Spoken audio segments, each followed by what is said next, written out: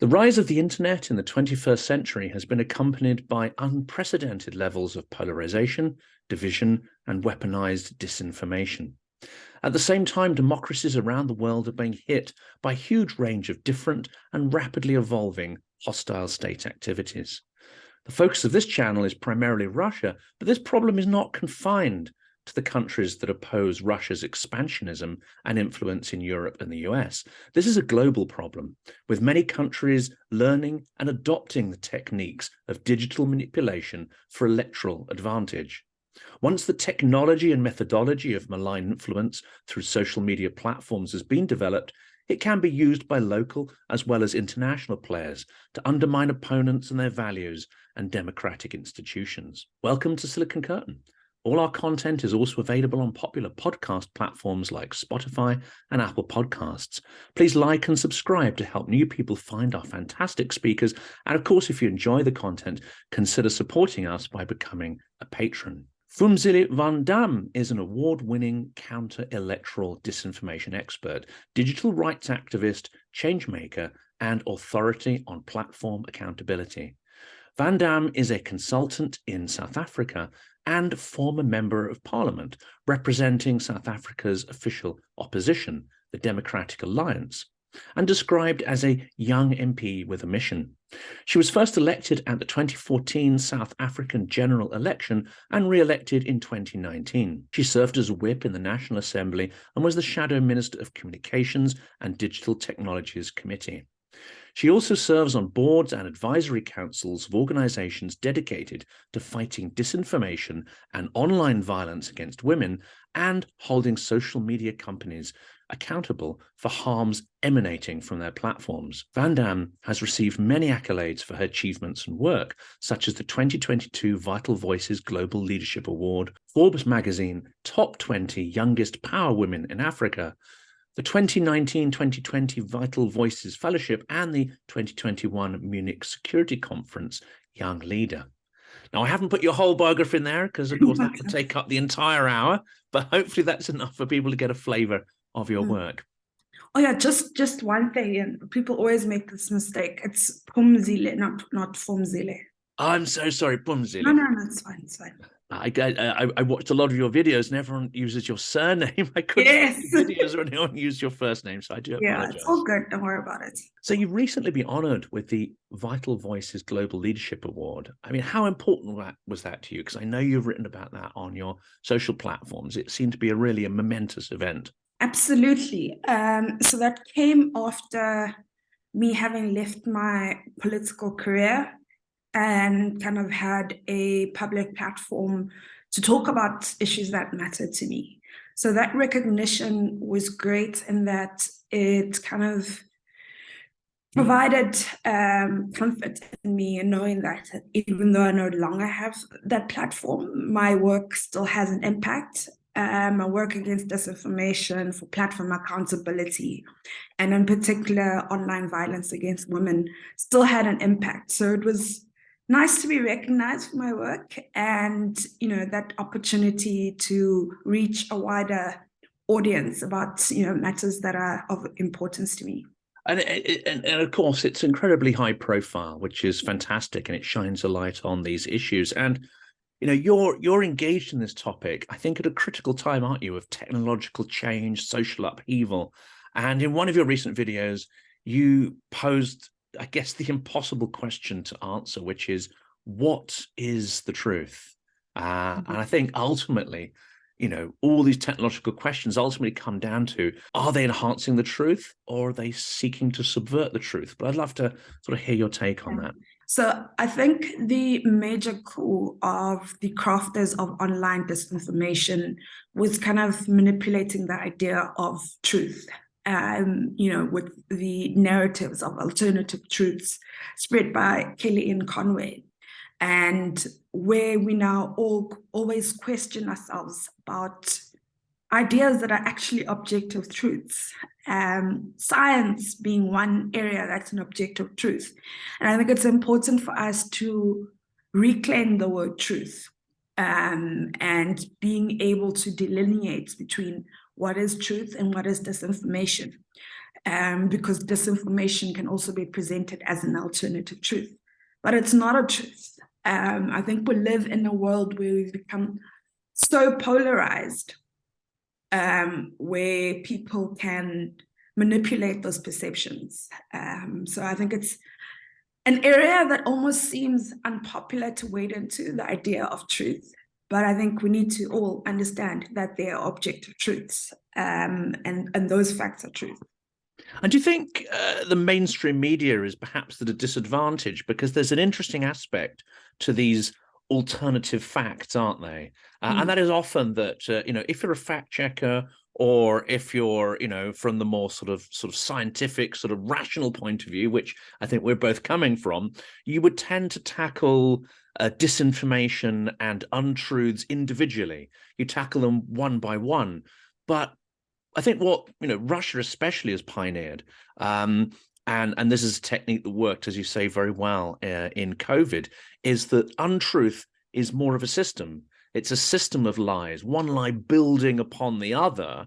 So to those that get sort of bound up into that way of thinking, it's almost sort of cult-like thinking, it can seem far more coherent because it's a system of untruth that sort of weaves its narrative. And then the process of tackling individual untruths doesn't really work with someone who's bought into that sort of systemic disinformation. Absolutely. I think it's important to always consider influence operations, disinformation influence operations, as psychological warfare. And what the research has found is that the way disinformation works is through a cognitive process and amplifying ideological beliefs that people have. So there's a lot of confirmation bias in that people will seek out information that falls into their worldview and are more likely to believe that, even if it's disinformation, because it confirms their worldview. So that's what Russia has done really well, is that their disinformation is not singular. So it's not only about Russia. So it's a whole systemic issue around liberal democracy and authoritarianism. So the language of their disinformation in Africa in particular is at its core designed to advertise their form of governance in opposition to liberal democracy and freedom of speech and rights. So all their disinformation must be considered within that core ideological belief. And when you understand that, then it's far easier to debunk information, because you're not going at it one piece at a time, but you're tackling the whole theme of the disinformation. And this is challenging, isn't it, for someone, let's say, in sort of my position here. Certain narratives. Now, we know that Russia is able to weaponize anything. So there's no sort of moral framework. There's no limit. There's no red lines. They will do anything to weave these narratives. And one that's particularly effective has been to build upon the legacy, I guess, of the USSR as a sort of, inverted commas, anti-imperialist, anti-West, anti-capitalist force. And I think the big difference, isn't it, is the USSR, for good or ill, was based on an idea. It was based on a philosophy. Whether they actually put that into practice, whether it had meaning, whether et cetera, but it did have a philosophical basis. And in point of fact, hundreds of thousands of students from across the African continent, the global South, etc., did go to Moscow. They did study there. There was support for regimes, and they were able to very effectively use this sort of opposition to Western imperialism. And of course, the British don't have a fabulous legacy, let's say, or a moral platform, and that can be a problem sometimes, arguing against Russia. Now, my point of view is that Russia is waging a genocidal imperialistic war. It's taking the very worst European characteristics of classic European imperialism and inflicting terrible violence. But I'd love to hear, how some of their anti-imperialist narratives do still resonate and do still work. No, they absolutely resonate. And particularly in Africa, where there's already fertile ground for anti-Western narratives, given the history of colonialism. So it's far easier to spread that narrative, unlike in other countries. And in fact, what research has shown, so research of the influence operations on social media, what has been found is that a lot of it is based in Africa. So a lot of the accounts on Twitter, for example, spreading anti-Ukraine disinformation are based in Africa, where Russia has support. As an example, the South African government has not condemned Russia for the Ukraine invasion. And that in part has to do, one, with general anti-Western narratives, two, because there was a history of Russia's support against apartheid. So because of that history, and there being fertile ground for that, it's far easier for them to use Africa as a base, to establish a world order that is centered around their beliefs and in opposition to liberal democracy, to a rights-based, human rights-based world order. And they are using Africa to have global clout, to say, look, we have a continent here that supports our beliefs. And the way that they do it is not only through disinformation, or kind of manipulating relationships that exist because of anti-imperialistic notions, but they actively support dictators and autocrats. They will support coups by sending Wagner troops. And I wish people understood it as a form of neocolonialism, because they send Wagner troops in exchange for access to military rights. They do that to sell arms. They franchise the disinformation, which at the end actually impacts the people of Africa negatively. So it should be understood as part of its within the greater geopolitics of the world, and Russia needing support against the West. And Africa is a useful place to do that, because there are so many different factors that contribute to that. And we also have China, we have the global South, all to an extent, buying into Russian narratives much more. I'm also interested because, so you've got this corrupting influence potentially of Wagner troops, you've got the military angle, but also when these techniques of disinformation are pioneered, it's not just Russia projecting that onto, let's say, various, political establishments across Africa, etc., but also those techniques themselves can be transferred for local use. So do you see these sort of disinformation techniques being used by local parties to subvert electoral processes, to weaponize information and create division? Absolutely. So the tactics is one of the imports, in essence, being able to give that strategy about how do you manipulate public discourse, how do you use the legal system to, in essence, use the idea of disinformation as a reason to limit free speech and political participation. So there's absolutely incidents in Africa where Russia has helped spread disinformation, where they've been actively involved in spreading that disinformation. Disinformation doesn't come from nowhere, does it? It doesn't sort of, create these narratives from nothing. Often they are built on half-truths. They're built on divisive history. They're also built on a sense of sort of tribalism and existing conflicts within a society. And I mean here political tribalism, of course. And we see in the West as well, they will find whatever divisions they can within a society that are pre-existing, and then they'll sort of like stick an informational crowbar in to prise them apart. In the West, of course, you have culture wars, especially on the right.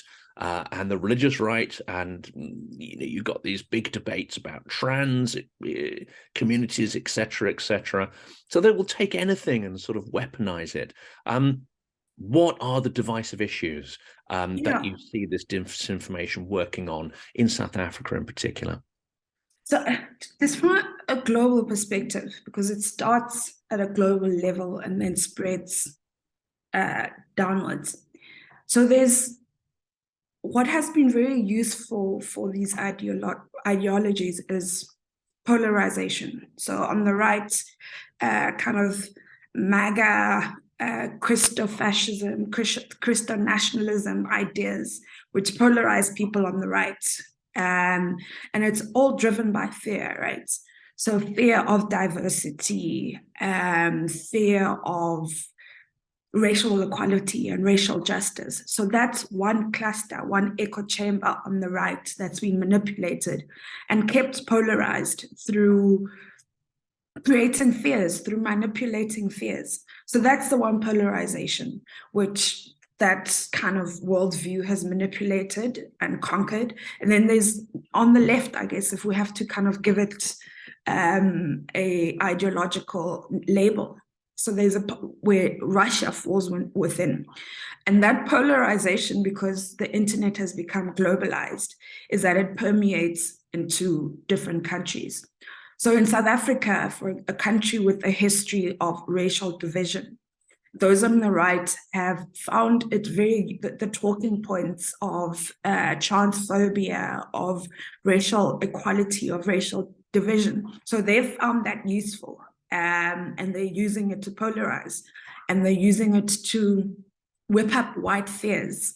So it's a contestation of ideas where it is beneficial to have people polarized in those extremes instead of having people in the center. So it has spread to South Africa, where, if you properly analyze it, the conditions are very different from the US.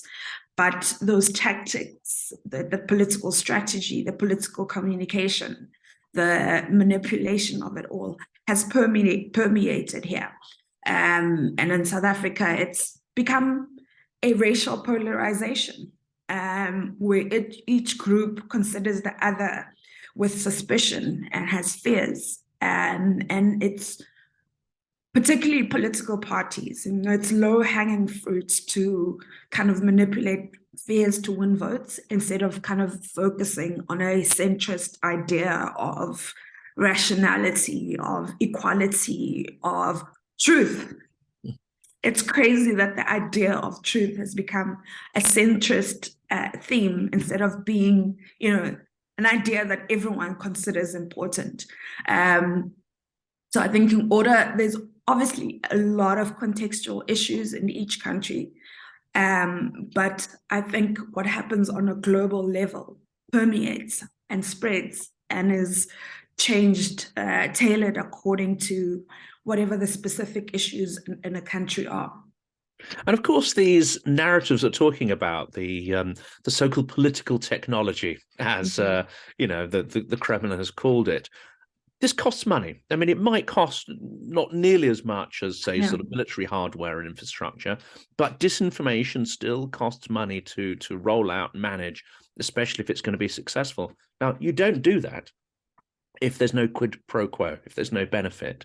So it's always interesting, isn't it, to look beyond the narratives to see, well, what is actually driving it? Is it an extension of power and influence? Is it corruption, nepotism? Is it actually sort of imperial expansion, et cetera, et cetera? How do you do that? How do you look beyond the narratives themselves to try and understand what is motivating them? Yeah, I think the most powerful tool to combat disinformation is, one, knowing what it is. So what we use is community mapping. So through data analysis, we can have a general picture of what the social media landscape in a particular context looks like. So we will know, for example, that this is a grouping that is far right, and these are their accounts in that group, and this is the narrative spreading in this one. Then we can look and frame a Black nationalist grouping and understand what the different narratives are. And in order to understand the why, you need to understand the how. So how is it that people believe that? So using behavioral science. So it's important to use behavioral science when combating disinformation, because it doesn't help to just fact check and do it after the fact. It's too late, it's gone viral. So it requires understanding of how and why just some groups of people believe in, ideas of critical race theory, of using the LGBTI community to spread ideas of them being sexual predators. Those people, if you understand why, it's a fear. It's driven of a fear of equality, that if there's more equality for everyone, there's less equality for them.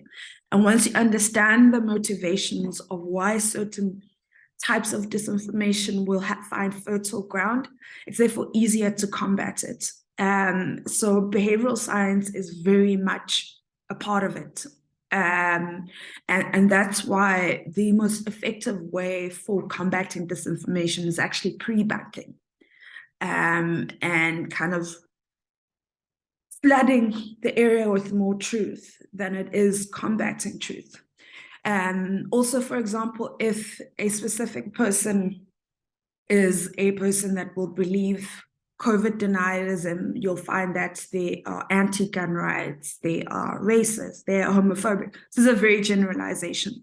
And once you understand that grouping, it's far easier to send the truth.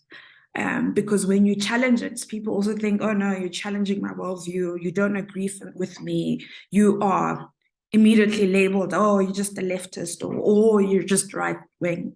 So it's understanding that it's psychological warfare, information warfare, and understanding that in order to combat it, you need some empathy and compassion, and understanding that it isn't always, especially if it's misinformation, it isn't always people with negative intentions, but driven by fears that you need to understand and appreciate in order to be able to combat disinformation.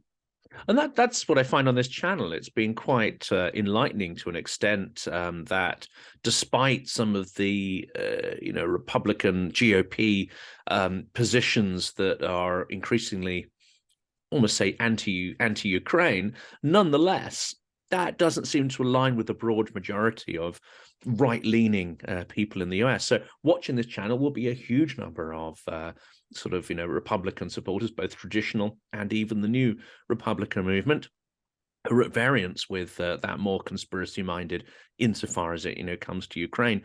And I found that approach that you've said, if you just insult them, or you get into a very argumentative frame of mind, you get absolutely nowhere. Whereas if you say, look, this is what I believe and this is why I believe it, and I know you're not going to believe that, but if you can convince them that you sincerely hold a point of view and you're not doing it for partisan reasons, then you can at least have some kind of debate rather than just hurling rocks at each other.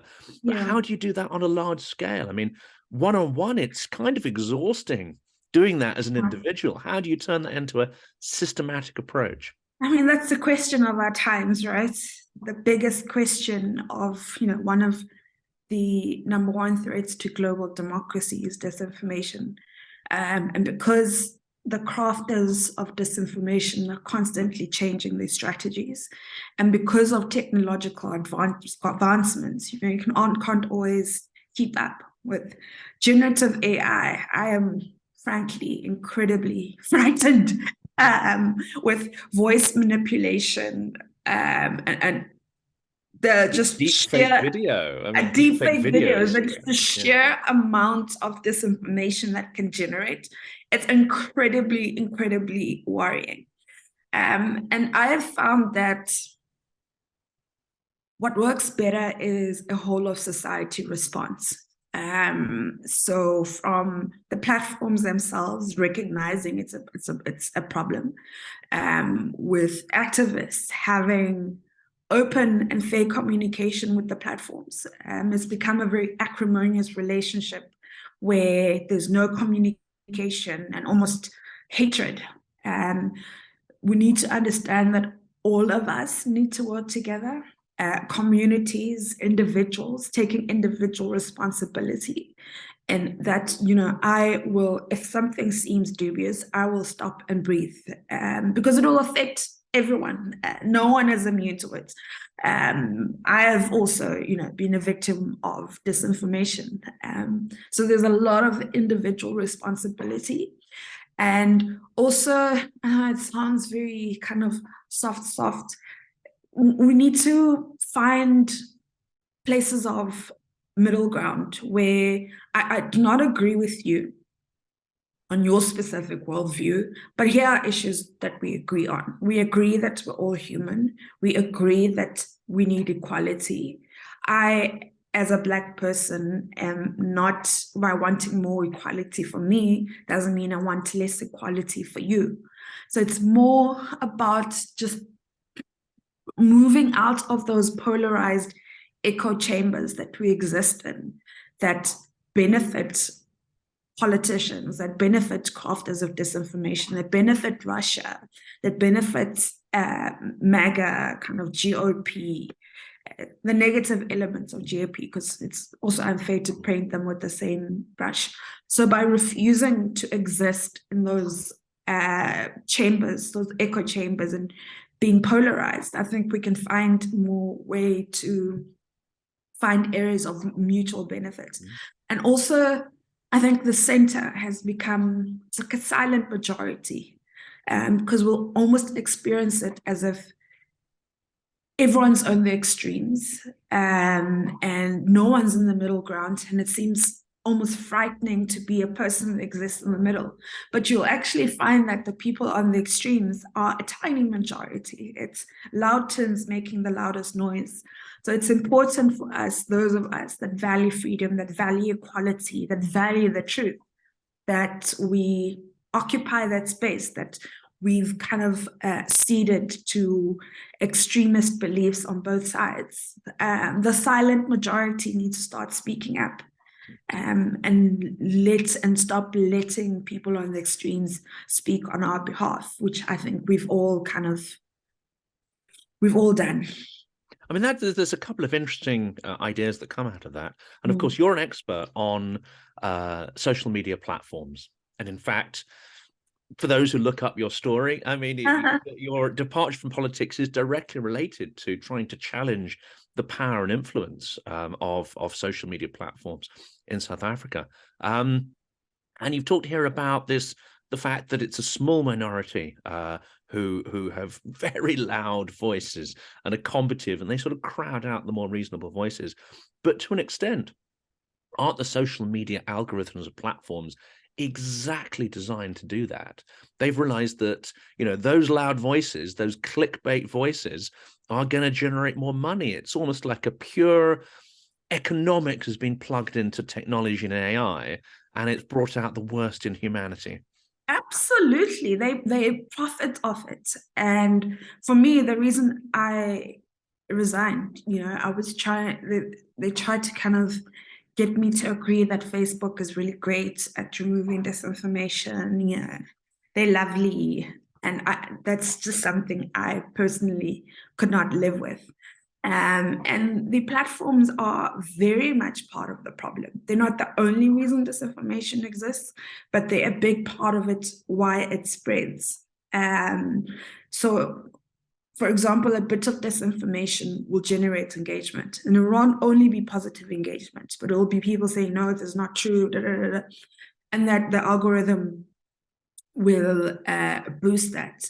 So it's really, really important for platforms to look at their algorithms and see how they spread disinformation, to have more content moderation, to have in Africa and many countries in the global south, to have content moderation in local languages, because, people have realized, the crafters of disinformation have realized that it's mostly in English. And if you spread disinformation in a language that AI moderation won't pick up, it will gain fertile ground.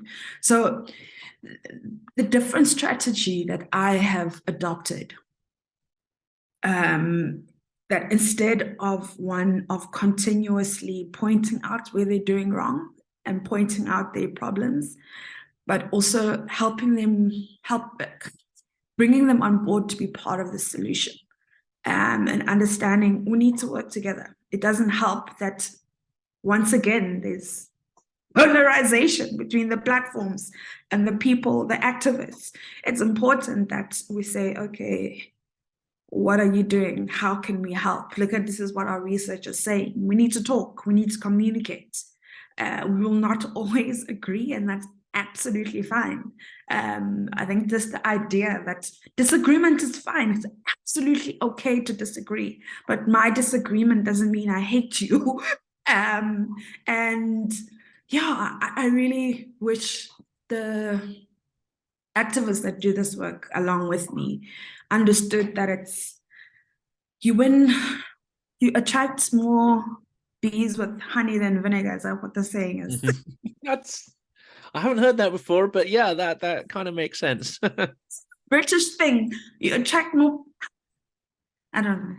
It's about honey. I've heard the one about flies vinegar. attracting something unspeakable, but that's something different. British thing. You attract more bees with honey than with vinegar. I'm gonna look that up. I like that though. No ways. I thought it was a British thing. I am from the colonies. Oh. Well, it has been noted that yeah, British people aren't always the best at at knowing the grammar and syntax of their own language. Normally Swedes and everybody else speaks English far more correctly than we do. Now I'm gonna doubt. Sorry, I have to look this up now. Now I'm starting to doubt myself. You attract. It probably is a phrase. I'm sure it is. Yes, you attract more bees with honey than with vinegar. There we go. No, but that works perfectly, because the clickbait response. And I've heard this from many people I've spoken to about disinformation and who've tried and tested various techniques. And that is, you can't fight propaganda with propaganda. And I think that phrase is exactly encapsulated in what you just said. Yeah, you can't. I think it's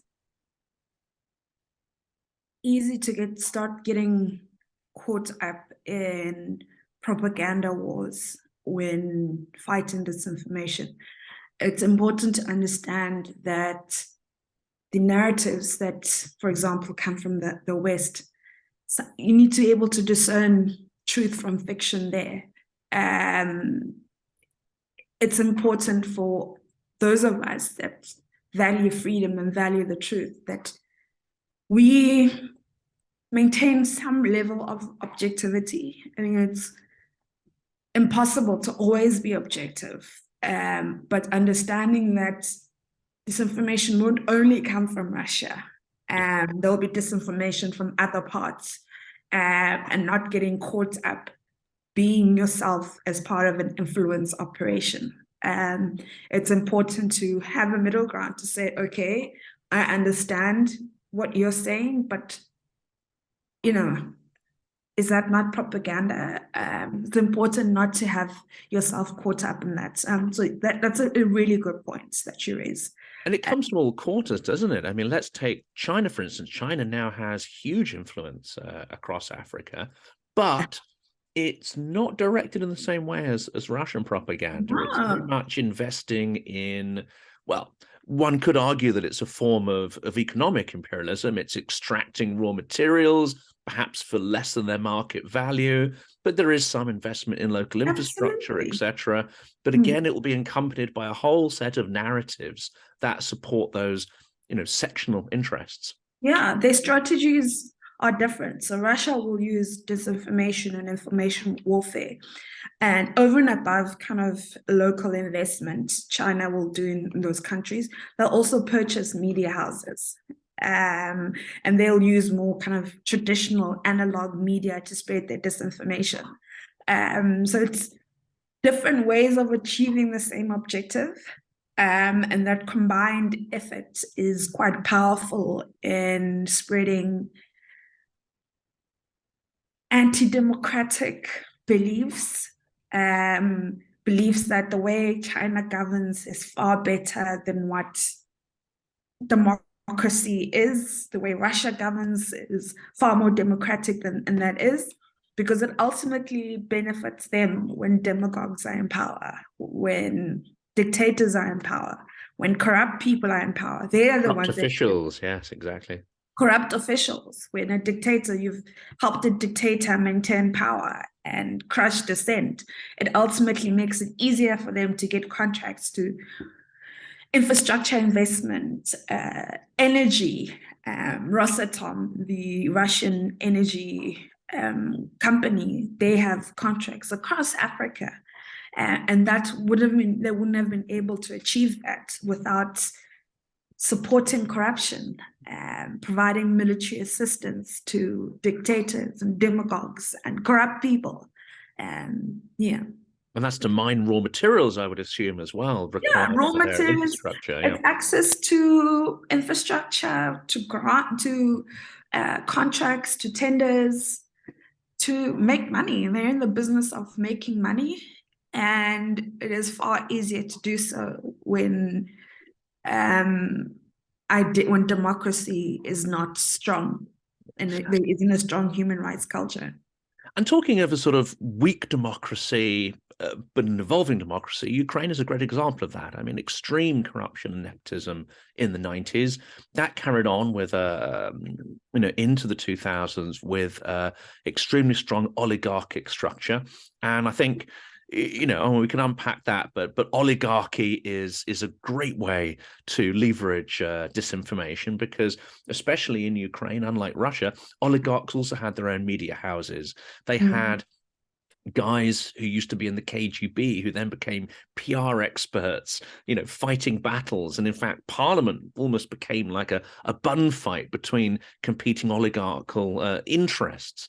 And ironically, that seems to have been a more powerful basis for democratic evolution than a pure autocracy like Russia, because at least you never had one power in charge continuously, but you had sort of flip-flop between different interests. That seems to be a little healthier for democratic evolution than a pure autocracy. But absolutely, is there anything that we can learn, and South Africa and Africa in particular can learn from the way Ukraine has been fighting now for 9 years against both physical and informational assault? Yeah, I sometimes think it should have been easier for Africans who are subjected to colonialism to appreciate that what Russia is doing is wrong. And I think intuitively people could understand that, but just the sheer power of Russian disinformation, that people would not, it's difficult to get that message across, to make that equivalence. And I really wish there was more attention to disinformation in Africa. It's largely focused on the US and the EU. And granted, the EU has done amazing work around disinformation and online privacy with their laws and the legal frameworks and their systems of accountability. One, I wish the global community paid more attention to disinformation in Africa. The most deadliest war in the world right now is in Ethiopia, which was fanned through disinformation and hate speech online. So I wish the global community paid more attention and kind of gave more assistance to African activists that do this work.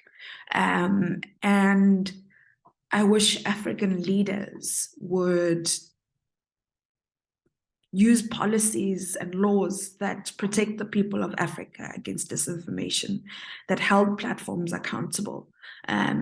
You know, and they don't necessarily have to reinvent the wheel. I mean, we can look at the laws that the EU has crafted, and kind of tailor those for a local audience. And with the understanding that those laws must be used to protect freedom of speech and not be used to suppress dissent, but also just protect people a little bit more, and understand that the harm is not only online, it goes offline, it leads to wars, it leads to genocide, and it's more just about ideological battles. It has real life impacts. People can die from disinformation. It's deadly. And that's it's a horrific parallel, isn't it? Because even though the genocide in Rwanda was largely through more analog technologies like radio and weaponized sort of what they call shock jockeys, Yeah.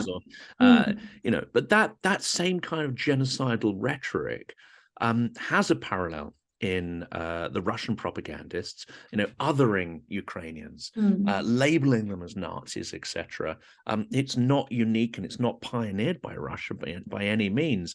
And yet we seem to fail to learn these lessons from one, horrific conflict after another. There's Yemen as well, which has ground on, a beautiful impoverished country, which has had a horrific war with barely any attention paid to it.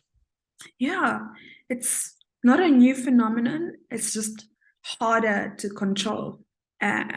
Speak of the idea of the public square and how there's freedom of speech there.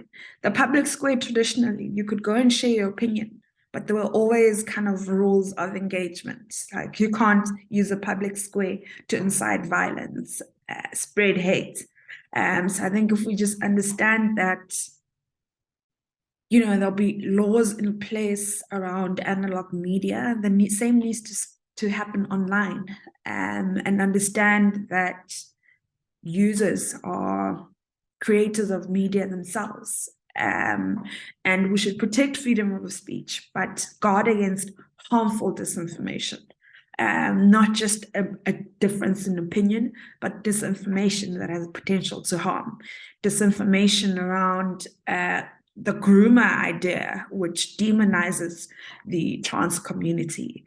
Disinformation that spreads racial hatred and results in public shootings and mass shootings. Disinformation that demonizes ethnic groups results in genocide. So it's important also to make that very clear categorization, because also the fight against disinformation has now been used to be seen as censorship, and it's not that. It's not that you can't share your different opinion. You can't share. There's nothing wrong with being on the right. Absolutely. I protect your right to say what you want to say, even if I disagree with you. Just do not say things that has the potential to cause harm to others. And that's sort of this cancel culture label, isn't it? Which actually is in operation on both the extreme left and the extreme right. Absolutely. Everyone wants to cancel each other. Yeah. I mean, I've been subjected to attempts at cancellation, and my idea is just like, no, I will say what I have to say. You don't agree with me, I don't care. This is my opinion, and you will not silence me. I know what I'm saying is not hate speech. It's a difference in opinion, and it's okay to disagree. It's not the end of the world. And that's going to ask, because to prepare for this interview, I watched quite a few of your sort of performances in the South African Parliament, and they're extremely Rebel rouser. Yeah, I mean that all the videos label them entertaining, but it's far, far more than that. They're powerful and they're strong and they're combative. So I was going to ask, really, where does the activism come from? Where does the fire that you clearly have in your personality and beliefs, where's that come from? So believe it or not, I am an introvert. I am incredibly shy. But when I care deeply about something, I will be fired up and I'll be passionate. And I guess I was brought up to speak my mind, to be independently minded, to share my opinion. And I guess I don't care if people disagree with me. And I'll say what I think, and I don't mind being shouted down with people disagreeing with me. And that way, it's kind of the same way I deal with social media. You know, I've been subjected to disinformation campaigns, bot attacks, people trying to cancel me. And the way that I have survived is just to say, I have an opinion and I will share it with you. I'll share what I think. It is my platform. I will speak to what I think is important, and you will not silence me. You will not shut me down. And I know it's easier said than done, because not everyone wants to navigate social media in that way. But it's been a fight. And I think it's an important fight. I've actually stopped thinking about it as being a fight for myself and what I have to say, but being a fight for other people who don't want to speak up, and understanding that as a woman, there were women before me who fought hard for me to be able to have this voice. And now I have to continue that fight for the generations that will come behind me.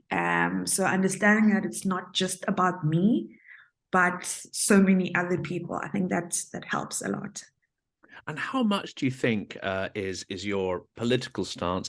How much is it actually a sort of toxic response to your gender? I mean, do you have to fight extra hard as a woman? Yeah, absolutely. Black and woman, double whammy. I have to work twice, thrice as hard to be taken seriously. So that absolutely contributes in how I am treated and how I am perceived.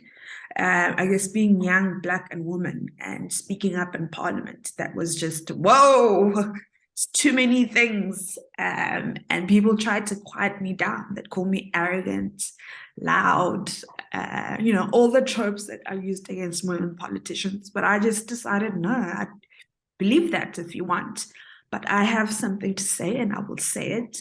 And I will not let you put me in that box and decide how I should act, because I am, Parliament is young, black, and female. And they label you as passionate as and to its criticism will be like, emotional this person, rather than exactly. They were like, this person's old enough to be your mother. Why are you speaking to them? I'm like, she's not my mother. We're both in Parliament, and I will say what I have to say. They'll be like, you're so young, you're a child. Screw you. Yes, no, absolutely.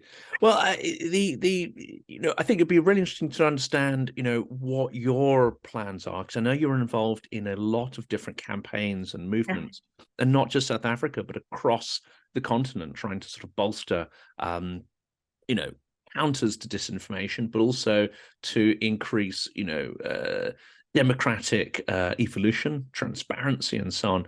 So what are the kind of projects you're involved in, and what does the future look like for you? So yeah, I mean, I'm part of the global community, kind of highlighting and suggesting solutions to disinformation, but I've decided to kind of focus on Africa, and particularly during elections, because elections are the biggest drivers of disinformation on the African continent.